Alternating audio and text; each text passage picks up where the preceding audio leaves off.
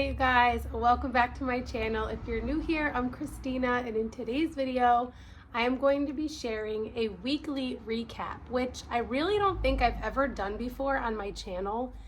For a little over a year now, I've been doing monthly recaps and upcoming monthly goals videos, but I haven't done a weekly recap. I recently, within the last month or so, did do a week in the life, which many of you seem to like, so I got a lot of good feedback on that. I did honestly say it's not something I'll probably do too often, just because of the amount of editing it takes and filming it takes throughout the week to put that together, but maybe every once in a while.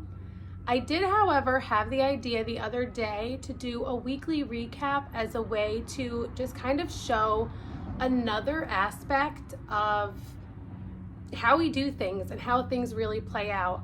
I don't think I'll do every week a weekly recap, but I thought it might be helpful maybe once a month to do that as a way to see like what can any given week look like.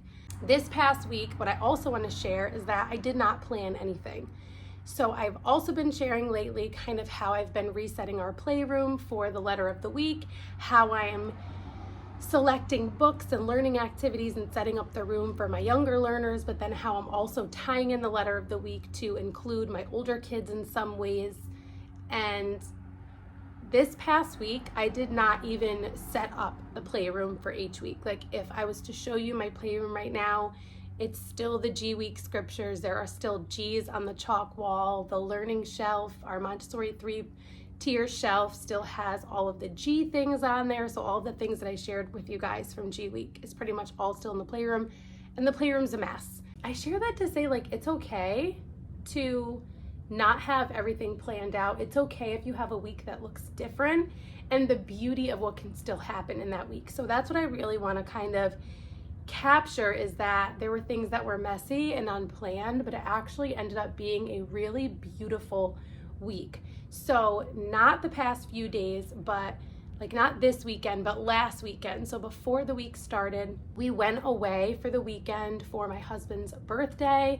His birthday was Monday, but we celebrated his birthday weekend over the weekend at this beautiful A-frame cabin in the Adirondacks, which literally faced Whiteface Mountain Summit. If you're not from the Northeast, you might not know like how epic and iconic Whiteface Mountain is, but for us it's like Whiteface Mountain. One of the best parts of our trip is watching our boys make music together and just relax and just be in this cozy environment where we're reading and playing music and listening to music and just eating cozy foods. It was a beautiful time. However, on the weekend is usually when I reset the playroom and I sit down and I plan for the week.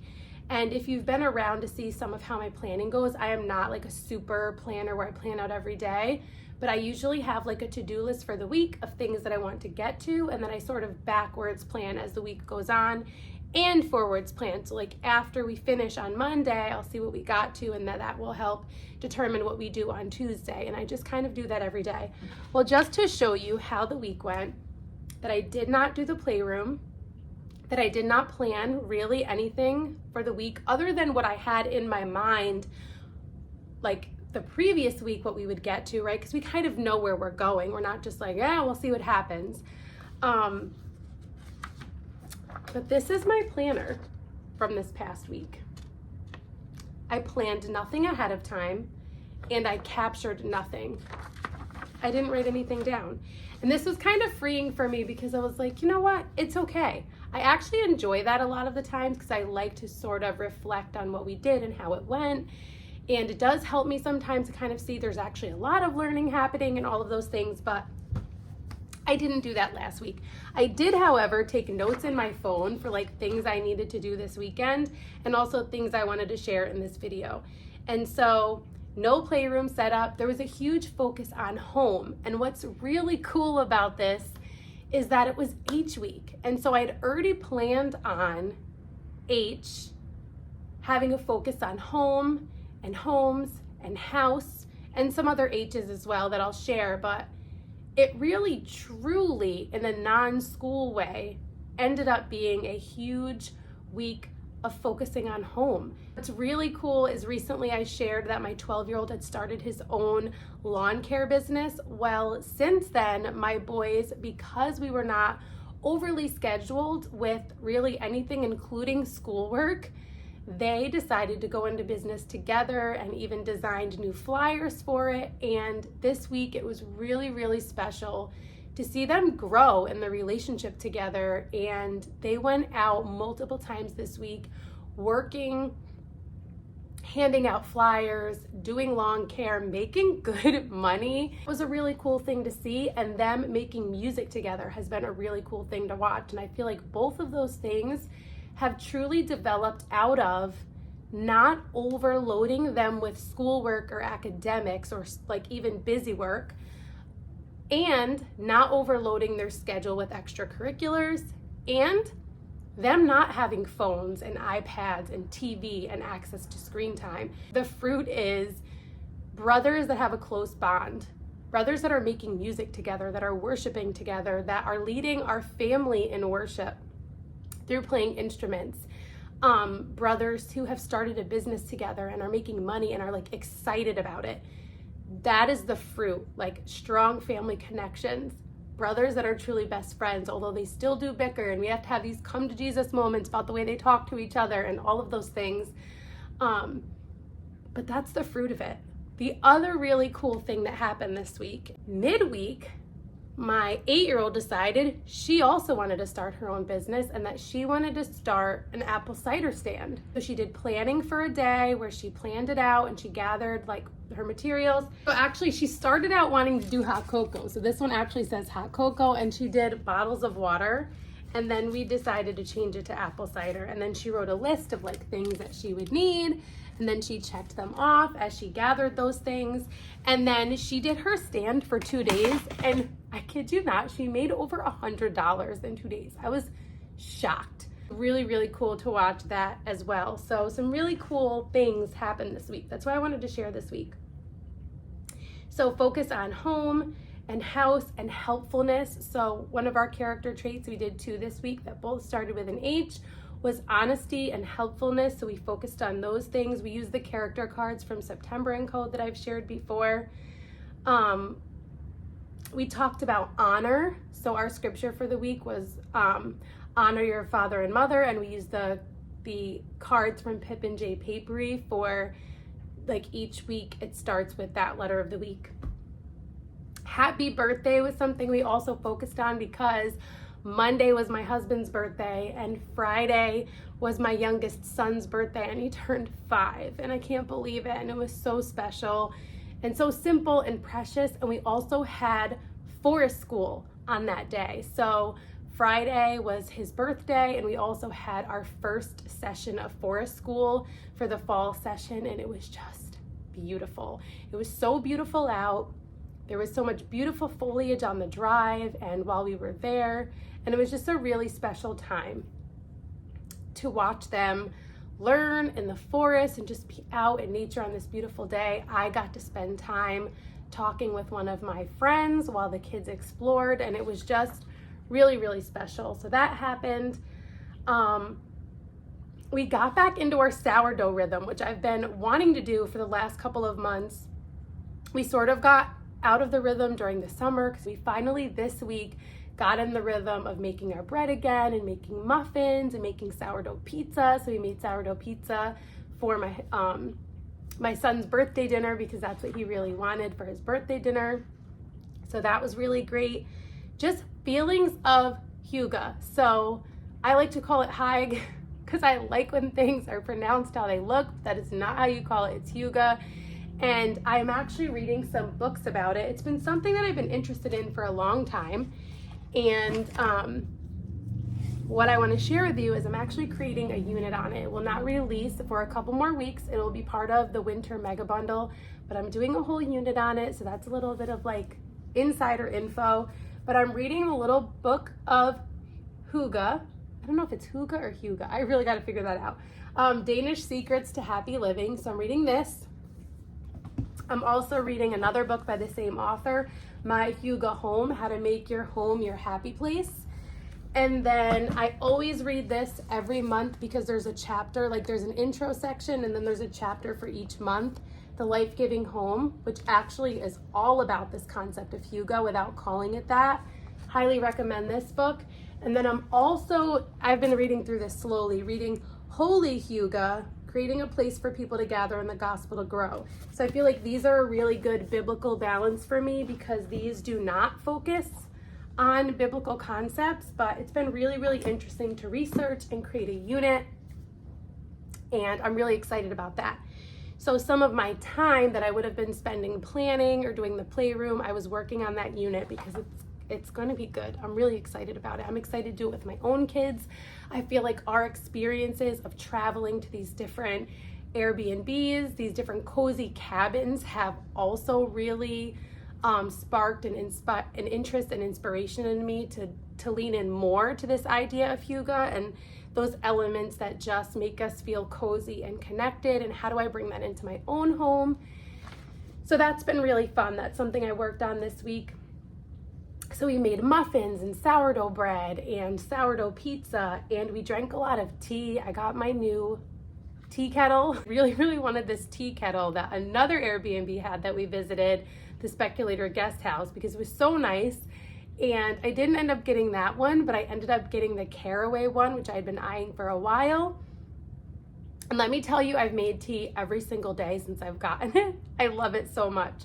So if you're looking for a new tea kettle, definitely check them out. And you get early access. My followers get early access to their holiday sale, which is starting this week. So check the link down below because it is a greater discount on pretty much everything by Caraway, their cookware and their bakeware, their kettles, all the things. So check them out. We've been doing like just slowing down and like lighting our beeswax candles and sipping tea and reading poetry. We did a watercolor tutorial together that was really special. So it was just a really beautiful week. We did lots of read alouds outside, out on our back deck, because it's just been beautiful outside and the foliage is so beautiful. And so it's just been really nice to still be outside, end of October. We read a chapter from our Burgess Birds book, and that's another reason why I wanted to split these videos up, because I wanted to show you some of these notebooking things, because it's not like a notebooking video, which I've thought about doing because I get so many questions about it, but just sort of an updated like peek, I guess, into some of the things that we did. Okay, so for H week, here's a little cuteness from my 3-year-olds, but these were from my slow down guide because my little guy randomly wanted to do this. So it wasn't something that I had planned out, and I actually kind of forgot that I had Harvest Mouse as one of my activities, but he wanted to do this, so I pulled it out. And so they did some work with like tracing the letter and painting the letter. We've been incorporating the Peaceful Preschool for the last few weeks and really, really loving it. We've just been adapting it to fit what we're doing, so we've really been loving that. So there's a little peek at my 3-year-old's notebooking, and then I'll also show you some other really cute things. So something else that I wanted to share is, like, you guys have probably noticed that I'm not drilling letters and numbers and writing their names and all these things for my 3 and 4-year-old, like, at all. Like, I have resources available. We practice it here and there, but like not a lot at all. And lately he's just been into writing his name. He just turned 5. So for some people, they might be like, that's horrible for 5, because usually in preschool, you're having them do it over and over and over again to get this like perfect name written. Well, I haven't gone in that direction with them, and I have seen so much fruit. So he wrote his name, right? And then he said, oh, that's really bad. And I said, no, it's not. It's actually amazing. I would just make your line on your H a little higher and just flip your S a little bit. So I wrote it up here for him so that he can look at it. And my 15-year-old said, no, it's actually really good. And I said, yeah, it's really amazing, because I've barely taught him to write his name. Like, he has his little chalkboard with his name on it that he can trace, and he has a name puzzle, but like, we don't really go over how to write his name a whole bunch. So it is kind of amazing to me. So he goes, yeah. it started because I kept doing it like this. This was so interesting to me, the insight he had on his own learning process at not even 5. He showed, so this STH thing is him showing my 15-year-old how him writing his name developed. He's like, yeah, I used to do it like this, and I kept doing it like this, and then I added in the E. During E week, he really did make that transition to adding in the E, because I put out his name puzzle and I put out his name chalkboard and kept showing him, like, see, you have an E in your name. So, and then creating these lines is something he did because my older kids were doing that for their notebooking. So that was like really adorable that he was trying to mimic what they're doing. Like, this is him doing cursive because my older kids were doing that. So it's kind of cute. Okay, I said we read the Burgess Bird book. It was not about owls, but we also have been reading, I guess I could share quickly some of our read alouds, or I might do that in a future video. We read October, we've been reading October, and so after we read Burgess Birds, that chapter was all about woodpeckers, and I usually have them do notebooking and some research in some of our bird books that we keep always out. And I told them, I said, you can either choose woodpeckers, or if you want to dig into more learning about owls, do that. So I think they all chose owls. So here's my 8-year-old's.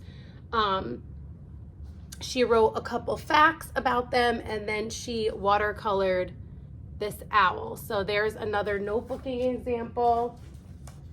And then my 12-year-old did that as well. He also chose an owl. He did the Western Screech owl. So he showed it in flight. It's short tail, it's yellow eyes, it's small tufts on its head, feathered legs and feet. And then also did some writing about it, and then even did some range mapping of it, which is pretty cool. So that was my 12-year-old. And then my 15-year-old got more into like comparing different kinds of owls. So he did the great horned owl and the eastern screech owl, and he did a Venn diagram and wrote facts about them, and then did a little bit of a sketch here. So gives you some insight into that. Something else that was really, really cool, we did some harvesting in our garden, and H is for harvest, right? Again, it wasn't planned, it just happened really naturally, which I think is really cool. And while I was doing it with my 3-year-old, my 8-year-old ran out and was like, I just finished this book, because earlier in the day, I had the book Brave Clara Barton out. Where is it? And it's funny because this book was in Playful Pioneers as one of the picture books to read in the unit, and I got it from Amazon because I couldn't find it at the library, and it came in and I just had it sitting out on the couch. I hadn't put it away yet, and she came to me and she said, can I read this? And I was like, sure. Just so happens to be at 3rd grade level, which I thought was really perfect. And she came to me a little while later while I was harvesting and goes, Mom, I read the whole book. And she proceeds to tell me all about Clara Barton. And I realized, wow, she's doing an oral narration of this book that she just read because she wanted to, and is narrating back to me because she's excited about it. And I'm like, this is when you make space for them to just be passionate and learn about what they want and just be free flowing and have those unschooling vibes that I've been leaning into lately. Like, that was the fruit of it, is that I was clipping herbs and harvesting tomatoes, and she, book in hand, outside, barefoot in the garden, was telling me all about Clara Barton. And I was just like, this right here is what it's about for me. I've been really loving this one. We've been reading because all week we read a couple pages of it, and we'll continue even though it's not H week anymore. If you lived here, Houses of the World, and we've been doing like 2 to 4 of these a day, and it shows this different type of home, where it's located, the building materials, the functions, and it's like architecture and history and geography and culture. Such a cool book that all of my different age kids are really interested in. So I love when I find a book like that. Last thing that I'll share is that we just started this book, Wonderful. Ancient Psalms Ever New. This is by the same author of the Ology, which did go along with our Playful Pioneers curriculum as the Bible component, but we finished that one, and the book that they recommended next I didn't have, so I was going to do something else. But then I was like, you know what, I really want to do this because it's like the same style as the Ology, so I did it. And they also did some notebooking on that. It's really beautiful, has beautiful illustrations, and actually encourages them to keep a nature journal or to keep a prayer journal.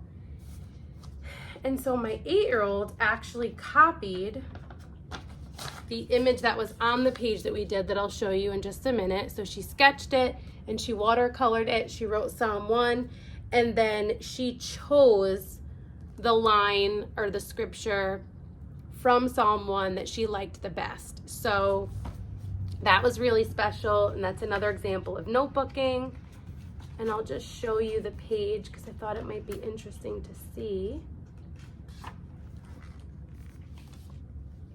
So there's hers. So I think that's it. There's definitely still way more I could share. Like, we finished the Bear Grylls Mountain book. There's so much more that happened this week that I still have not even gotten to, but I hope that what you walk away from with this video is it's okay for every week to look different. It's okay to be relaxed. Lazy and restful and relaxed are two totally different things.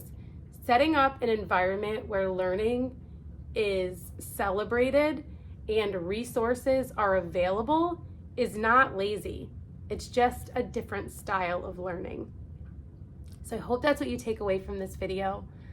I hope you found this helpful. Let me know down in the comments below if you did, if you have questions, comments. Tomorrow I will be sharing our monthly recap and November goals video.